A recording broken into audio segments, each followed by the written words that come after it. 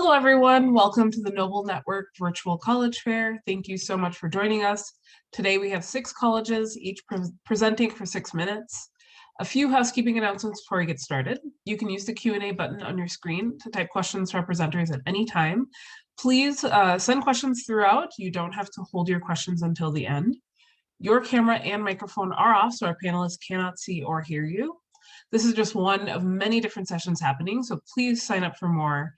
And this session is being recorded and will be available within about a week at strivescan.com/noble.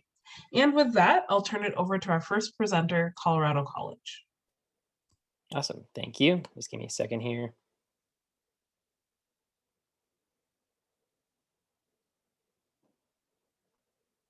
Cool. Well, hello, everyone. My name is Dylan Sanchez. I'm an assistant director of admission here at Colorado College. I'll briefly walk you through our campus today. And for those of you that have not had the chance to visit Colorado before, I'll start by saying that Colorado College is located in the heart of Colorado Springs. We're about 45 minutes to an hour south of Denver, so you have access to much of the state from where we're located. Campus itself is about 5 minutes north of the downtown Colorado Springs area, and the city itself is the second largest city in the country. In Colorado, at almost 750,000 of our population. So if you like the Colorado weather, right, of course, you got to get the first thing you got to know about coming to Colorado is that you're going to have more than one season right here in Colorado. And just like this week, it was snowing earlier. And then today it's a beautiful 60 degrees and we're going to go take a walk later. So I'm just kind of get used to kind of the weather changing pretty drastically. That's the beauty of Colorado. It's the state that I grew up in. There's 300 days of sunshine a year on average. I've lived in Colorado my whole life, so I'd love to talk to you more about that whenever we have the chance. But moving into CC itself, about the college campus itself, we're a private institution. We offer 42 majors to roughly 2,300 students, so our classrooms are really small. Only about 20% of our students come from Colorado, so it's a very diverse body of students. Something that I was very excited about when I got started working here in November of last year. But classes are capped at about 25 students, but it's rare to see classes come to that, especially this previous year. I get to work with our student ambassador program, so I get to work a lot with our students, and they tell me, well, it's very common to have classes in the single digits, but 16 students on average is kind of what you might expect. And I've heard of classes as small as 4 students, so very small, very intimate classroom settings. But what does that mean for relationships? Well, obviously that means you'll grow very closely with your peers and professors, and that's not terribly uncommon at any institution. But what is unique to CC is going to be the block plan. So CC is one of less than a dozen colleges in the US that works on a block plan model. So we take our courses one at a time. So you'll never again be doing English papers, math homework, and chemistry projects all on the same night. And you'll focus on one subject area at a time for 3.5 weeks. You'll take 4 classes a semester, just as you would in a traditional setting, a traditional semester style college, but focusing on one subject area at a time allows you to dive into your work more hands-on. Something that our students have really loved about the block plan. We've been doing this for 50 years, so it is a tried and proven formula for education. But this also means our entire college is in class at the same time. All 2,300 students are in class from 9 a.m. to noon, Monday through Friday. So you don't have there's no fear of missing out ever again. All of our college students kind of get to experience things all in the same schedule. So at noon, all of our classes are released and students can go on to live the college life that they always envisioned. But like I said, you'll be on this schedule for 3.5 weeks. And as I mentioned, at the end of those 3.5 weeks, you get to experience a block break together. So 4.5 days of freedom, do whatever you want, but you'll get to do that with your entire college class. The classroom is a bit concentrated, as you would imagine, when you're trying to pack a semester's worth of curriculum into less than a month, but we thrive in this environment. Some statistics for you for any parents that are listening, but 95% of our freshman class, or 95% retention rate for our freshman students, 80% of our students participate in a study abroad, and 50% of our students participate in a study abroad multiple times. And 100% of our students perform a field study in any area of their choosing, whether that be a weekend up at Pikes Peak or a month long down at the US-Mexico border doing different projects. But that's kind of the academic side of things. I'll kind of talk about some of the other areas about our whole campus. Like I said, we are a class together. We have fun together at graduation. We have the popping of the champagnes, or champagne showers is how it's frequently called by the students, on the doorsteps of Cutler every year. It's one of the greatest traditions. I offer trips to the Rocky Mountains. 4.5 days of the block breaks allows our students to experience things all together all at once. And that's kind of just a little bit about it. I can love to talk more about it, but As for our application, just to kind of wrap up, we are on the Common application, we are the part of the Coalition application, and then the Quest Bridge application. As a private college, I'd love to talk to you more specifically as to, I know that in the application process can be intimidating, so I want to talk to you more about it individually whenever you have the chance. So I'll put my information in the chat here below as well. Thank you.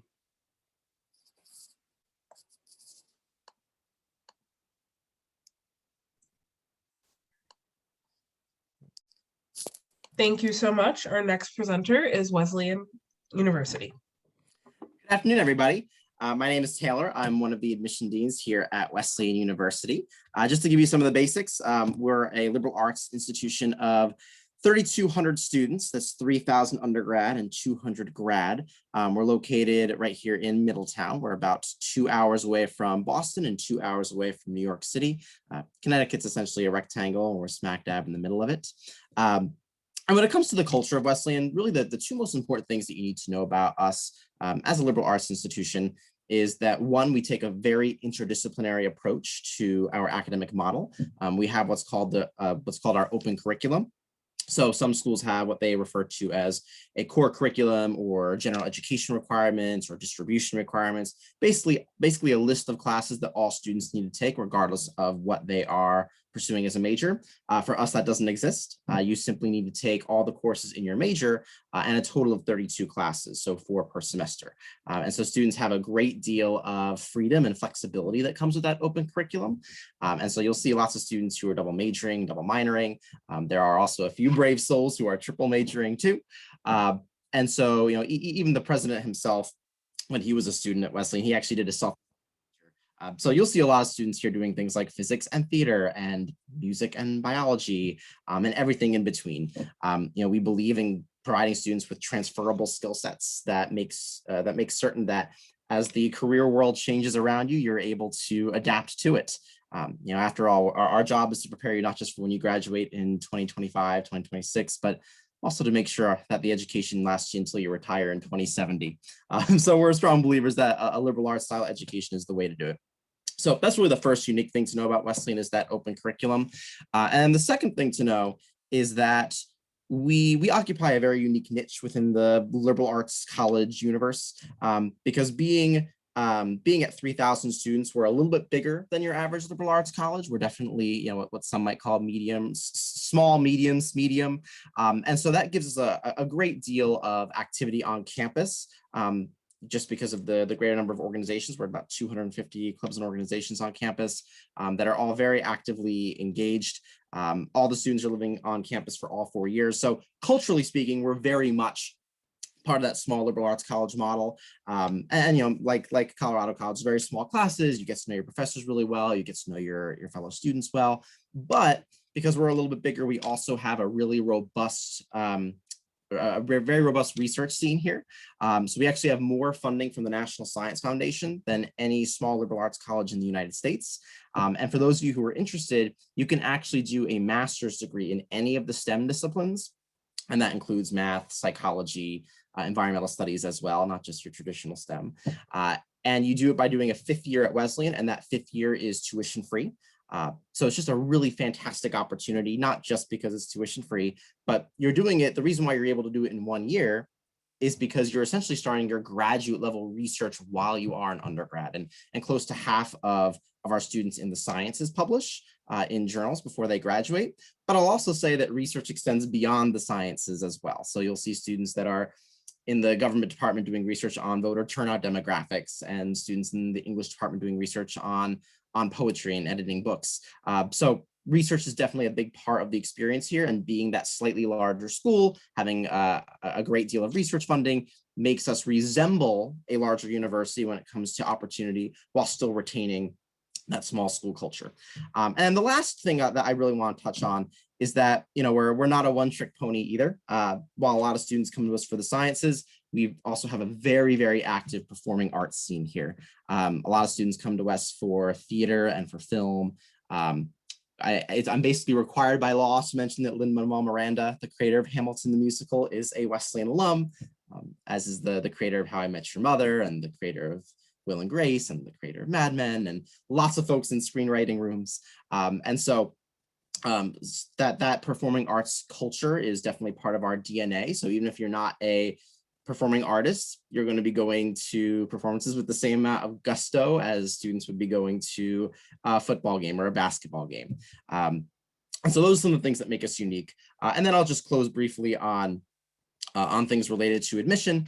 We have both early decision round 1, early decision round 2, and regular decision. Early decision is binding. It's for those who know that Wesleyan is their top choice. And then when you apply, you can apply via the Common App or the QuestBridge application or the Coalition application. And then when it comes to financial aid, you should know that we guarantee to meet 100% of all demonstrated need. What does that mean? Basically, it means that when you submit your FAFSA and your CSS profile, we're going to do a calculation as to what would be necessary funding from us to make Wesleyan affordable and possible. And whatever that number is, we guarantee to meet it. And for students whose family incomes are up to 120,000 per year, we're going to meet that full need with no loans. We actually just raised that family income threshold from 60,000 to 120,000 this year. So we're really quite excited about making sure that students across the income spectrum are able to make Wesleyan a feasible option. So that's Wes in a nutshell. And of course, I'm happy to answer questions when we get to the end.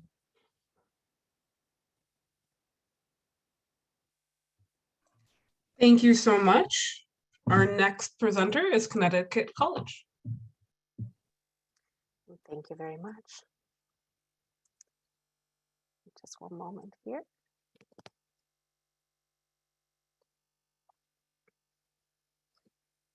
All right.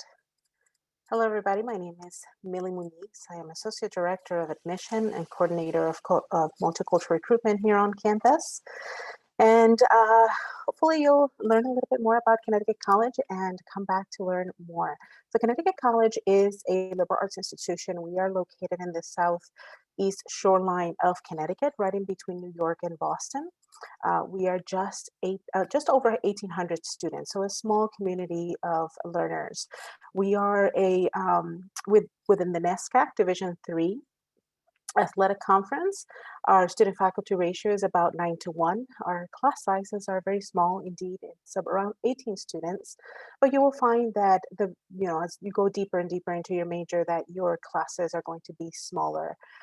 We've had classes as small as 3 students, and not even to mention those classes that are one-on-one, your independent research that you may do with your professor.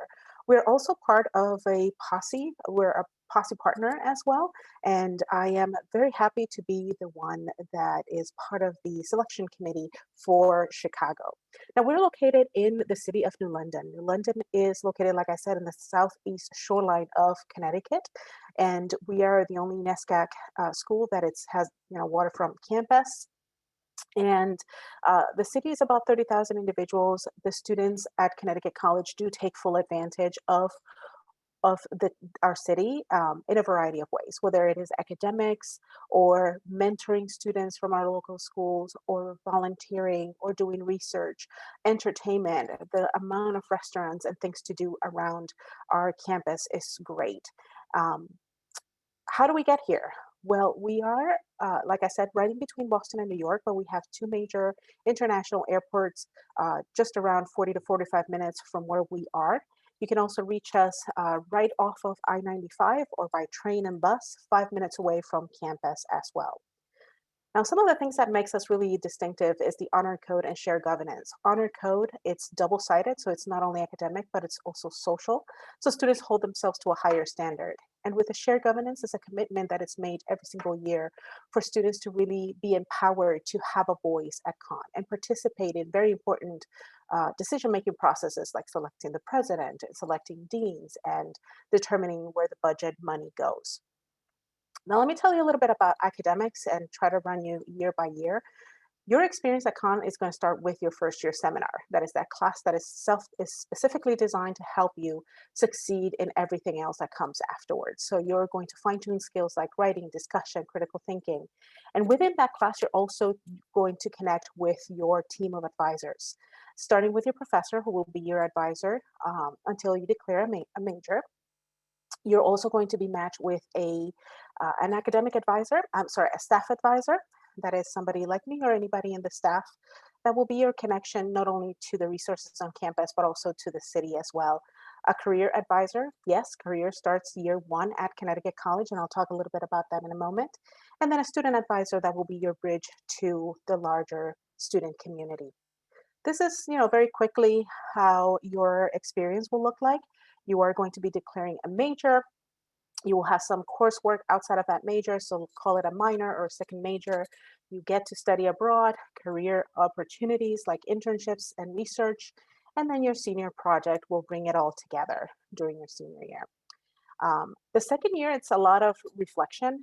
That's the time when you will declare a major, but you also have an incredible opportunity to decide whether you do a pathway or a center. These are both academic opportunities centered around a specific topic. Things like capitalism, entrepreneurship, the environment, sustainability, peace and conflict, and so many more. And you get to do research whether you are in a pathway or in a center. These are some of the students that have taken advantage of the academic curriculum. Avery did a pathway in entrepreneurship. He got to do an internship with Kind Snacks. Andre decided to do his own thing and merge his interest in theater and his interest in architecture and studied the reaction of individuals within these spaces. And Olivia actually had the opportunity to go internationally and study migration patterns across Africa. So really, really interesting. And she was part of one of the centers. During the third year, you have the opportunity to study abroad or do a study away opportunity that is within the United States still. But about 50% of our students take advantage of studying away or studying abroad. And if you're receiving financial aid will travel with you. Now, I mentioned earlier on about a career development starting year 1. And it does. It starts with your first year career preparation class. That it's a class that will get you in the mindset of thinking, what do I have to do now so that I can prepare to take advantage of the opportunities offered to me, but also for the time after con. You are offered pre-professional advising like pre-law, pre-med, pre-business, and you are eligible to receive up to $3,000 from the center to be able to do an internship of your choice the summer before your senior year. In terms of outcomes, 1 year after graduation, 96% of our students have the opportunity to either, have a place to go when it comes to work, or if they have decided to go into grad school and so on and so forth. And we are a top producer of Fulbright scholarships. We take a very holistic approach when it comes to interviewing applications, and we will look at every single point within the application, not just your test scores, not just your extracurriculars and essay. And we're actually a test optional school. We have been for over 10 years. In terms of financial aid, we are committed to covering 100% of the demonstrated need. And we also offer merit scholarships as well. And with that, I think that's all I have to share. Thank you very much for your attention. Thank you. Our next presenter is Macalester College. Hello, just give me a moment to share my screen.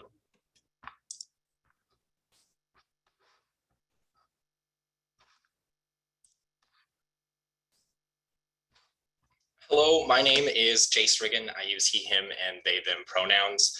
I'm an admission officer here at Macalester, and I work with students from Illinois. I've read a lot of Noble college prep school applications. Really excited to be here with you. As I begin, I want to acknowledge that here in the Twin Cities, we're still reeling from the recent killing of Dante Wright by police. This is particularly painful for our community as we're also processing the guilty verdict in the trial of the Derek Chauvin, police officer who murdered George Floyd. We're holding a lot, and our community members, particularly our Black, Indigenous, and our community members of color are holding a lot, and we're supporting them in every way we can. Our president and our community want to divisively say that Black Lives Matter today and every day. In light of all of this, we're especially grateful to you for taking time to join us to learn more about Macalester. The work continues at MAC as well as in all of our communities. MAC is a small liberal arts college. You're going to learn a lot about liberal arts colleges today. We're about 2,200 students located in the heart of the Twin Cities Metroplex. We are a metropolitan area of about 3.5 million people. We are a mission-driven institution, and we're grounded in our values of academic excellence, multiculturalism, internationalism, as well as service to society. We're not afraid to say who we are, and in fact, our mission and our ethos are the primary reason why many of our students choose to apply and ultimately enroll at Macalester. It's because of our location in Minnesota and in the Twin Cities that we are one of very few liberal arts colleges located in a large urban area. Our campus is about 4 miles away from downtown St. Paul and 7 miles away from downtown Minneapolis. I live over on the Minneapolis side of the river. Although our student body is on the smaller side, we have access to over 200 plus internships within just 8 miles of our campus. There's also an international airport within 10 miles and just a quick 20-minute bus and light rail ride away from Mac's campus. And there's an array of Fortune 500 companies and nonprofits for you to access as well. Think Target and 3M, just to name a few that I'm sure you're familiar with, as well as the state capitol. You'll notice on this slide a few of Minnesota's famous musicians. Prince, as well as Lizzo and Bob Dylan, all have their roots in Minnesota. Yes, Lizzo, a lot of people go, what? Wait, she got her start on the St. Paul side of the river, and later also debuted at First Avenue, an incredibly famous downtown Minneapolis venue that Prince frequently performed at. We have a killer punk scene in the Twin Cities, as well as our music venues and festivals are fantastic. Internationalism and global citizenship are not new values to us. Things are a little bit different here, and we think that's a good thing. Macalester's longstanding and enduring commitment to this part of our mission traces all the way back to President Turk, who was a World War II veteran and raised the UN flag on our central flagpole where it has flown since 1950. Thinking about our campus community today, currently about 15% of our student body are international students. There are 98 countries of citizenship represented on our campus. Our student body collectively speaks 75 different languages. And in the past few incoming classes, roughly 35% of our US students identified as Black, Indigenous, or as people of color. In the most recent incoming class, this last fall, that number was 41%. Additionally, about 16% of all Macalester students are the first ever in their family to attend college. And I'd like to add that our LGBTQ+ community is vibrant. The Twin Cities is also a great place for internships as well as career exploration. We are home to the state capitol and numerous nonprofit organizations, as well as nonprofit advocacy groups. Internships, civic engagement sites, and off-campus work are available for students all year round. I want to be clear, all year round, and most of them are paid. For our students who do not receive access to a paid internship or fellowship, we do have about 40 to 50, $2,500 to $5,000 internship and fellowship stimulus packages that we offer for our students each summer. These are available through our Career Exploration Center. I want to draw your attention to a few of the statistics on here. 80% of all of our students complete research during their time at Macalester. We are a liberal arts and sciences institution. About 40% of our majors do major in a STEM-based discipline, and 60% of all of those STEM-based majors complete research before they graduate. I'd also like to mention that we're a Mayo Innovation Scholars Program member, and that means you get to build a network at the Mayo Clinic with students across all the other Minnesota private and public colleges, and completing projects as well as special research opportunities with the Mayo Clinic. At Macalester, you have access to 39 majors as well as 40 minors and 10 concentrations. Don't worry, you won't have to do that alone. From day one, you will have access to your advisor, who's also your first year course advisor. Check out our website if you want to learn more about first year courses. Some things I want to highlight for you, how we are going to be distinctive, is that we have 2 general education requirements. These are going to be requiring you to explore both our values of internationalism, requiring you to study away or take a particular course, or engage in dialogue around US identities and differences. I see Layla popping up telling me I have to hurry on. So I'm going to pop on quick to how to apply. There are multiple deadlines at Macalester. We are an early decision institution. We also have early action, which is non-binding. It's similar to early decision, but is non-binding, and a regular decision round. We meet 100% of demonstrated need. There is no application fee, and I'd last like to note that we are test optional. I will put my contact information in the slide, in the chat box. Otherwise, take care, and I will turn it over to the next presenter.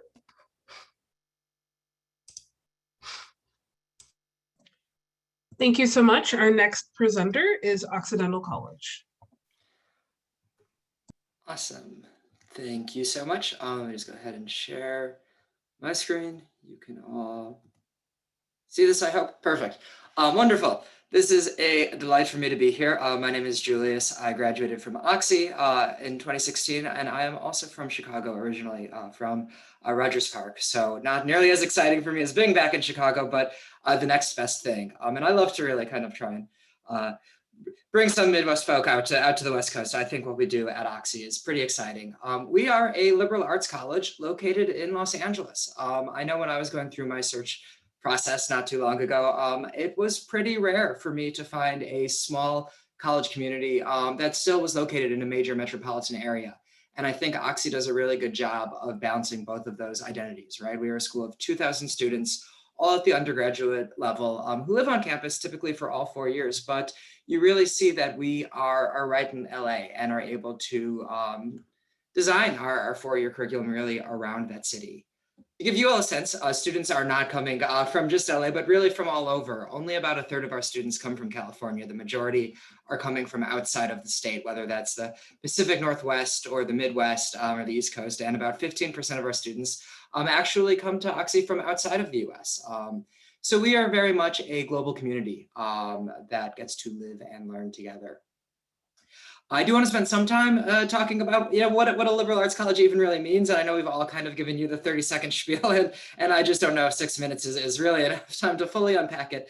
But as much as a liberal arts college is about teaching you, how to think and not just what to think, it's also about breaking down this idea that, you're supposed to be an expert in just one field. I think what really kind of celebrates the liberal arts is this idea that having a broad understanding of how the world works and operates is really the best preparation for life. And so because of that, you will see a range of different majors at Oxy, some that you may recognize, biology, history, politics, some that are pretty unique to Oxy, like critical theory and social justice, or urban and environmental policy, diplomacy and world affairs. The good news is you don't need to know exactly what you want to study right now. We hope you have interest, right? We hope there's ideas and classes that excite you and stimulate you, but students won't typically declare their major until the end of their sophomore year. Even after that, though, only about 1/3 of your classes at Oxy are going to be for your major. Another 1/3 are going to be elective based, meaning classes that you just like, that interest you. That might be where you pick up a double major. It might be where you just take classes in media arts and culture because you want to explore film or screenwriting. And then the last 1/3 of courses are going to be for our core program. Now, our core program is pretty flexible. We will ask that you take certain classes like 3 math science courses that compare different geographic perspectives, but it is up to you to decide what those courses are, right?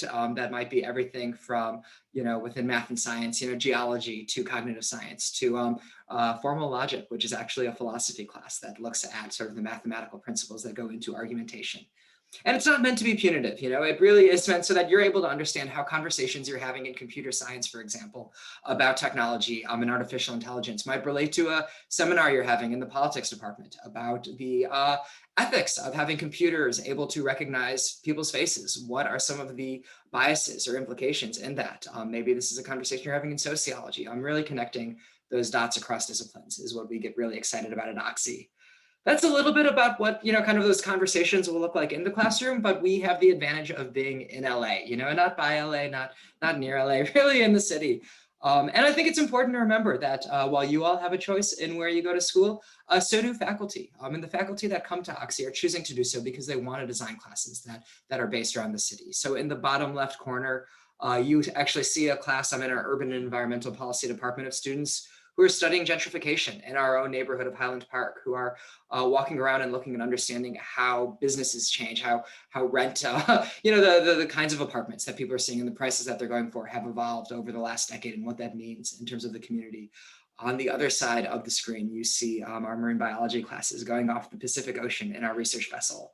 And about 2/3 of students will study abroad during their time at Oxy, outside of the US, in a range of programs. But some that are probably worth lifting up very briefly are specific to Oxy. One is our campaign semester program, where students can work on a political campaign anywhere in the US every other year during an election cycle. The other partnership is our United Nations program, where about 16 seniors will actually spend their fall semester living in New York and interning full-time at the UN.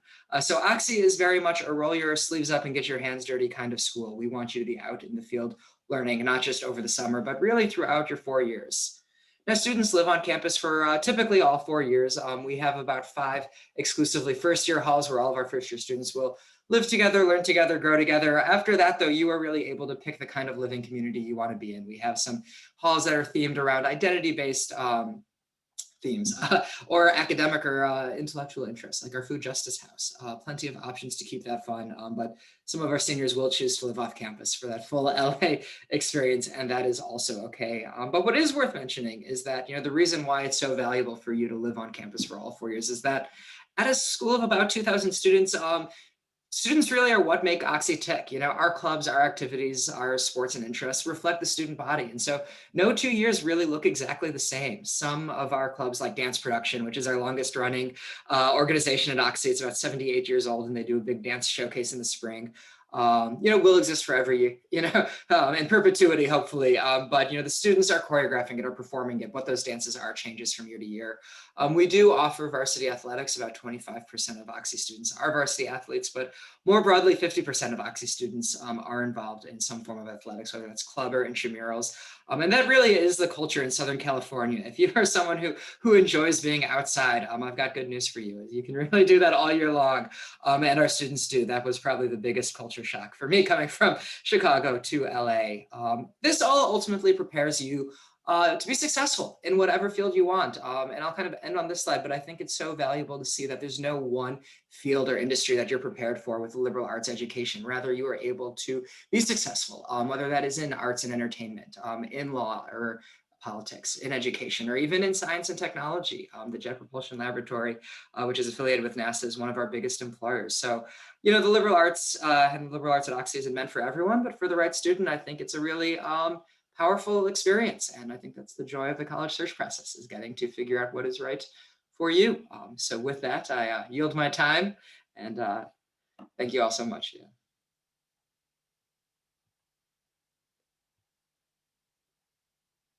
I believe you are still muted, Lila.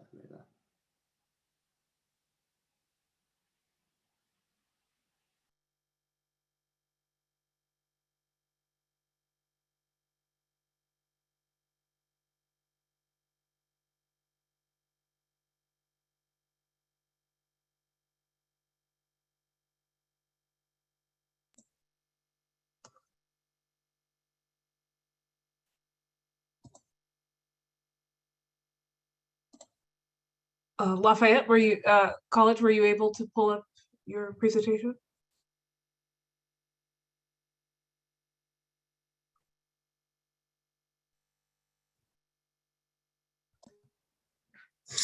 Good afternoon, everybody. My name is Jerome Griffin. I'm the Senior Assistant Director of Admission here at Lafayette College. Now, I'll preface this with this. You've heard a lot about small liberal arts colleges, and we are one. Lafayette College is located in Easton, Pennsylvania. Easton is in the Lehigh Valley, which is made up of 3 cities, Easton, Bethlehem, and Allentown. But what's unique to us is we're about an hour away from New York City, about an hour and a half away from Philadelphia, and about a 45-minute jump from the Poconos. So you'll get the best of all worlds, and I'll go into that. But let's talk about who we are. Lafayette is named after Marquis de Lafayette. My friend Taylor mentioned Lin-Manuel Miranda's Hamilton play, David Diggs, Lafayette. Yes, that Lafayette. But I think what Lafayette does is embodies the culture of Marquis de Lafayette. He was a young suffragist abolitionist who came from France to America to assist in the war because he saw that something needed to be fixed. And I think our students buy into that. We have about 2,700 undergraduate students who represent 45 states and 59 countries. They're full of scientists and engineers. We are a liberal arts college with a top 15 engineering program, which is pretty unique to a school our size. We have artists and athletes. We are one of the smallest Division I athletic institutions in the U.S. We play in the Patriot League. We have the longest standing rivalry on the football field with Lehigh University, of which we won this year and last year. So on a little streak. But we have researchers and scholars. The vast majority of our students have research opportunities. We have a program called Excel Scholars, where students can be paid to do full-time research over the summer. Outside of that, they're studying abroad. They're doing a lot of different things. Have a very innovative Dyer Center for Entrepreneurship. So we're helping students develop the next things that are going to save the world. Your professors, they become mentors.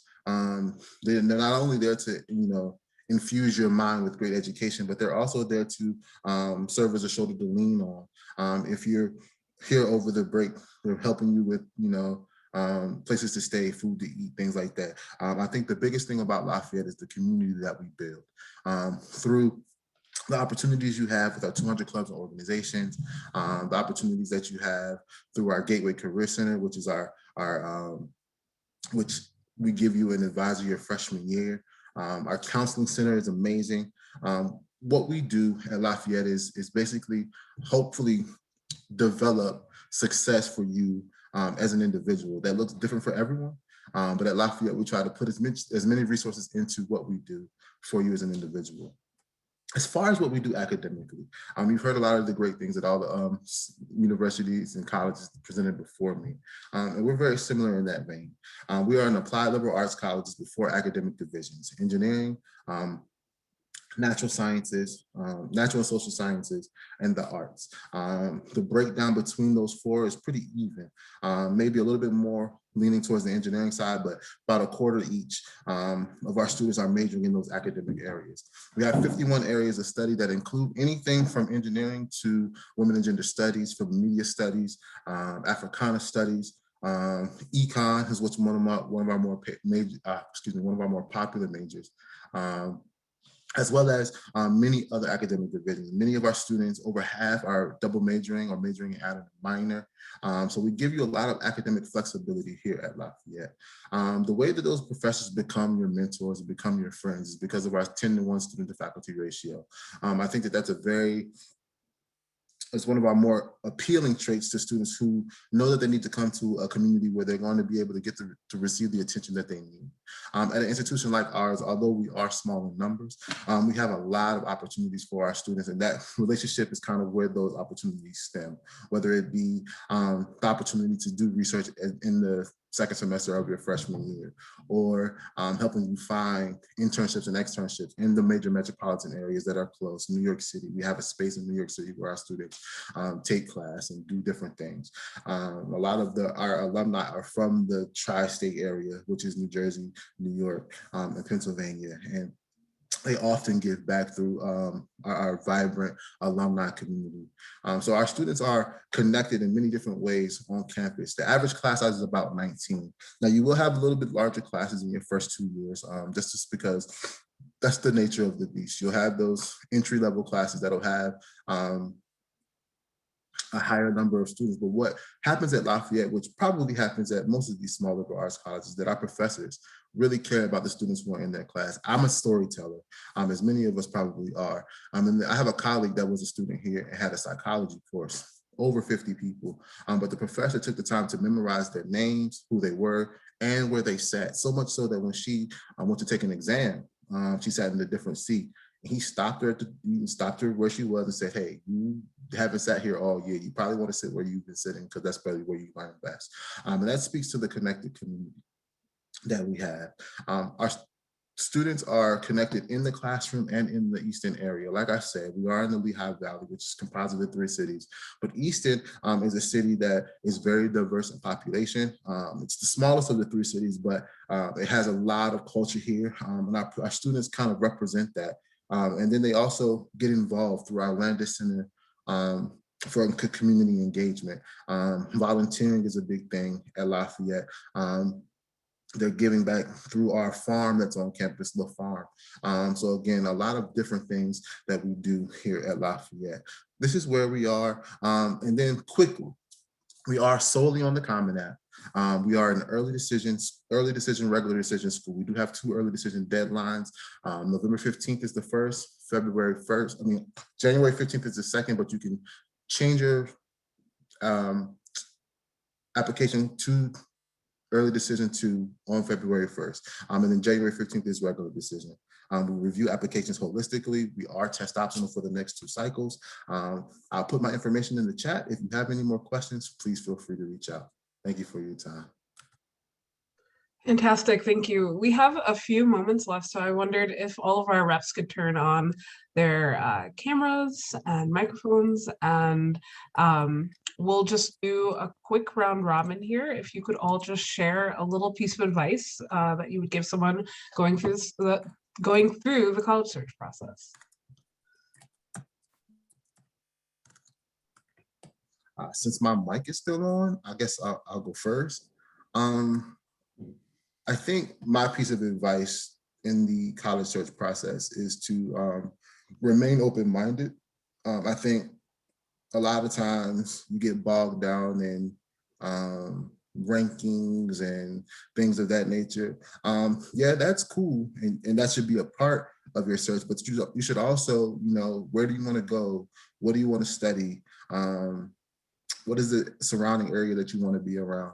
These are all things that factor in. Rankings are going to be what rankings are going to be, but your experience at any institution that you go to will be dictated upon how you approach, your studies and your experience. You can go to the best ranked school in America and still fail out. So when you go to these colleges, ask about the resources that they have. Try to get connected with students. Find ways to envision yourself in whatever situation that you're going to be in, because that's the model of success in college. Of course, you want to learn from the best and be in the best system, but if there's a place where you feel like you're going to get what you deserve, you're going to get the things that you need to be most successful, then that's what that's the college and university that I would choose if I could do it all over again. So keep an open mind. Look for things that are different than what you already know. A lot of these colleges on here are some great institutions that you might not have heard of until today. Dive deep into them, do your research.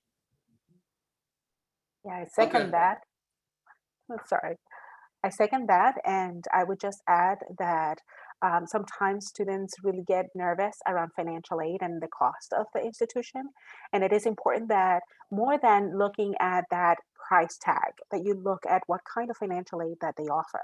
Because you could be in a situation where you can attend a top institution that it could be very expensive, but you may end up attending it for very little, even less than one of your local community colleges. So be open-minded, have those conversations with your counselor. And I would also finish by saying, enjoy the ride. This is a wonderful time in your life. And I know it's super stressful, but take a moment and enjoy what you're doing, because it is an amazing moment of your life. So that's it. I'm happy to jump in next. So my first piece of advice, I have 2 pieces of advice. My first one really piggybacks off of Jerome's, and that is, not just being open-minded in the process, but I would also just say, be kind to yourself in this process too. We know how stressful the college admission process can be. And we know that sometimes the decisions that you get is going to be a mix of happiness and sadness and disappointment, and that's okay as well. But just know that however admission decisions pan out at the end of the day, the admission decisions are in no way indicative of your self-worth or your ability to succeed at the school that you applied to, or anything else that is, it is not something that you should be judging yourself based upon. So be kind to yourself in this process. And also just know that the admission decisions that are made, some things are in your control, but a lot of things are not in your control as well. So definitely give it the time that it deserves, but make sure to put it into perspective, because at the end of the day, there are 3,000 fantastic colleges in this country, all of which can give a really great education. So that's my first piece of advice. And my second piece of advice is that when you embark on your college journey, take initiative. Be someone who is a self-starter, because I like to think of high school as being like a sit-down restaurant and college being like a buffet. When you're in high school, you have your teachers and you have your advisors, and they bring things to you.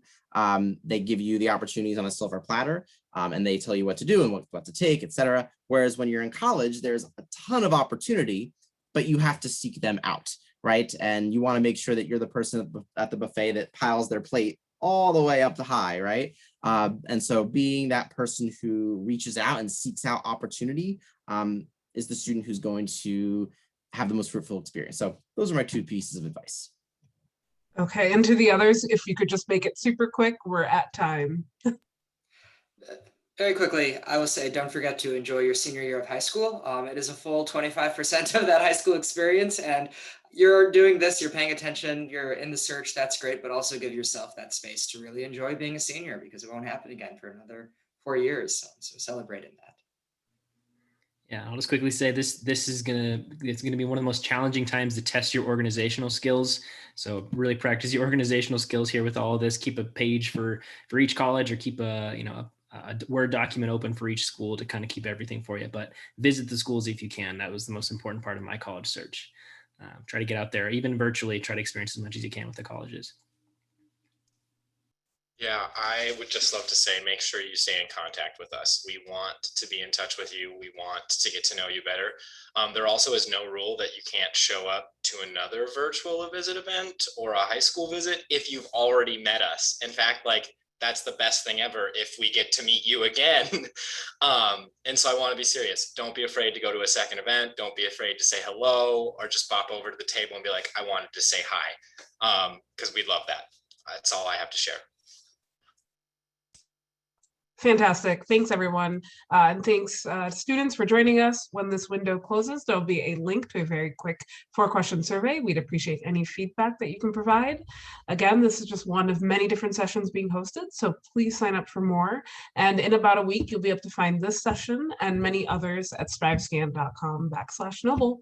And with that, thank you, everyone. Have a great rest of your day, and best of luck in your search.